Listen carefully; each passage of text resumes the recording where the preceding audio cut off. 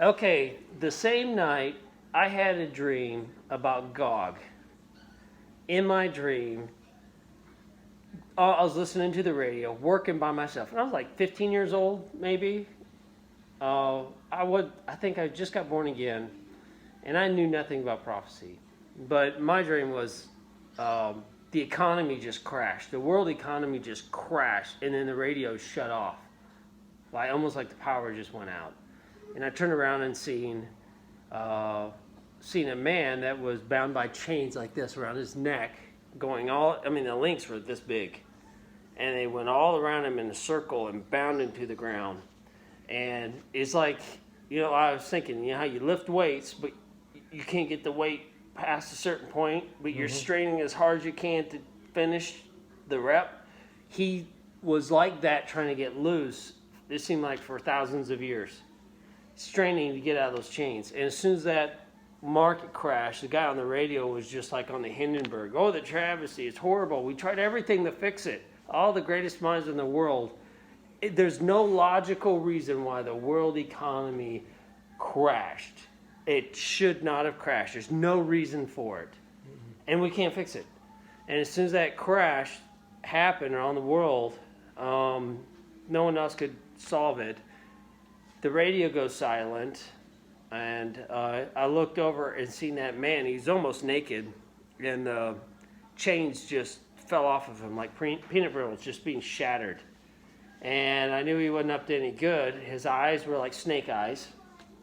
His teeth looked like shark's teeth, just all, jagged and sharp, and even crooked and stuff. And then his hands were like eagles, looked like eagles' claws, big old long curved, black pointy claws. But what really got me was his hair. His hair was just long and greasy, but it was matted really bad, and it looked like it was feathered. And I kept looking at his hair going, it wasn't his hands or his eyes or his teeth, but his hair was like his staple, who he was. I don't know, his trademark or something, but it just really freaked me out. And I'm like, trying to figure out his hair. And I knew he wasn't any good, and he was just bent on just going somewhere. And I'm like, what are you doing? And, what's your name? He said, my name's GOG. And I was like, what are you doing? And I knew he wasn't any good, but I felt like if I tried to stop him, he would kill me. And he's like, I'm going to take control of that, and I'm going to make it work, because that's the only thing I've been called to do, and that's the only thing I want to do. And he was just like this. And I was like, what? I knew but he liked the comment. They made the system, with them trying to fix the system, they made the system to where only one person could run it and make it work. Trying to fix it, they put it at a point to where one man would come in and run it all. And he's like, they did that not knowing that I'm the only one that can do it. They did it unintentionally for the beast to come in and run it. And that was the end of my dream. I woke up and I said, Dad, I had this weird dream. And I think we were in the hallway of your bedroom, and I told you my dream, and you go, you're kidding me. I had a dream last night too. So my dream was the same night as your dream. Oh, okay. You remember that? Mm-mm. And you just going, really? And then you tell me your dream. But I remember you taking me in the scriptures and showing me some scriptures of prophecy and stuff like that. So now, your dream. Talk about your dream. Well, my dream is pretty short.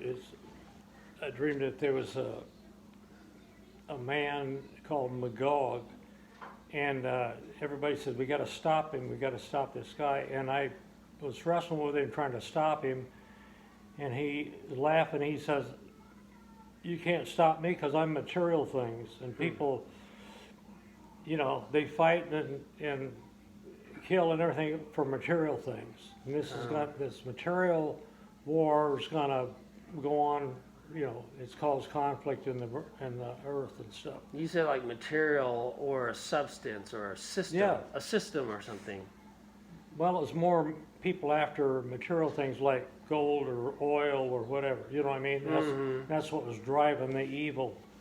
Oh. Yeah, and he was Okay. laughing. You can't stop me because I'm not a man to stop me. You can't stop material things because people need this, and that's what the whole Yeah. corruption is going to be about. And he was laughing and carrying on. So you said you had him down on the ground and you were ripping him apart. Yeah, and when I tried to hold him, he was coming apart, and I thought, what's this? And pieces of him, and he was laughing. He goes, yeah, I'm not a man. You can't stop this because I'm material things. And you said it looked like paper or something. And he would just go right back together, right? Yeah, it's just you couldn't destroy him because he tried to pull on something and then he just come right back like he was. Yeah, I remember you said you're grabbing him, you're ripping his insides out. It was just like paper, and he just swooped and went back into place. I Yeah. remember you telling me your dream, and it stuck with me because I just got saved, and I had that dream, and I had no idea on prophecy. You know, I don't even know if I even, when you go to church growing up, Yeah. they don't really talk about prophecy. And I had no idea what I dreamed. I really didn't. And you were taking me through even Matthew. I think you even took me into Daniel, where Nebuchadnezzar was bound for 7 years, and he was a beast in the field for 7 years. And I think he said that now that's the king of Babylon. And the Antichrist is the king of Babylon, like your dream. Oh, yeah. And because he was bound with a brass collar. I mean, like in the dream, the prophet says like a stump with a brass ring around it. So it kind of reflected my dream with Babylon the Great and the king of it. So was that? Yeah, Nebuchadnezzar was sort of Antichrist at that time, prophecy thing yet to come. Before he got to know the Lord, but yeah, he was. Yeah, before, yeah. Yeah.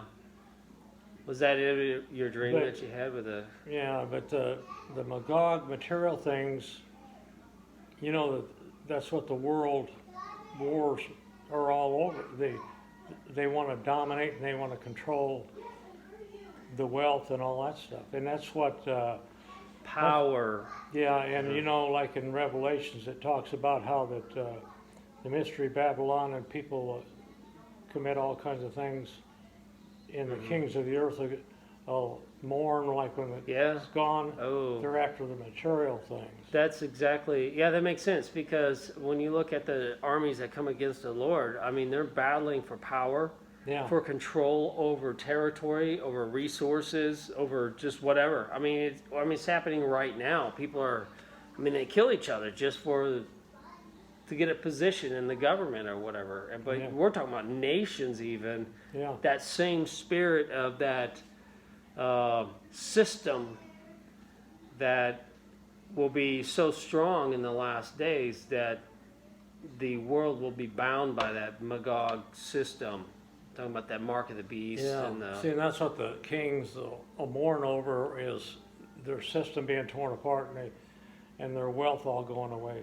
Yeah. They get rich doing it with the Antichrist, but then when it's towards the end, then the disasters will hit and the material things start fading away. And Magog is gone. Gone. And that makes total sense, because it talks about there's a false prophet and the Antichrist, or the beast. They're both thrown into the lake of fire alive, but it says nothing about Magog at all. That's interesting, because it tells you it's that system that drives all these nations. Yeah, and it's like the love of money is the root to all kinds of evil and stuff. Yeah. Same thing. So, and you look at it, and that's true also, because it talked about the angel that had thrown a big stone down and cried out and said, Babylon the harlot, the great, she has, in 1 hour her desolation has come. It's fallen. So that Magog system has fallen, what you dreamed about. But I dreamed about the beast that ran it. Yeah. Well, the Magog, you can't stop that from happening, and that's going to corrupt all the kings of the earth. Yeah. And they're going to commit fornication, the Bible says. So Magog is going to drive them towards fornication, towards the big judgment. Yeah. that God's going to pour out His wrath. Drives them crazy. They have to. All right, that makes sense. Powerful. That was 1986 or 1987. Oh, well, I can remember. I was trying to figure out what year it was, but I looked it up even on the biblical calendar, a 7-year cycle, and I think 86 or 87 was a start of a 7-year cycle. Interesting. Yeah. So, if that's the case, we both had a dream on the start of a 7-year cycle. Yeah, same night. That is That means interesting. something on the same night. Yes, it does. And I probably wouldn't have put much weight into that dream if you hadn't had a dream that connected to my dream. Yeah, and I remember when you was in school too, we was talking about that this whole system and stuff can't start to happen until the Iron Curtain falls Yeah. and frees Europe up to form and we was talking about that before Yeah. they even had the European Union. Before the Berlin Wall come down. Yeah, before, you talk yep. about the European Union, oh, that'll never happen because they're too divided. Russia controls part of it. Now look at it. And every bit of what we were talking about, it's not only happened, but it's even further than what we've even...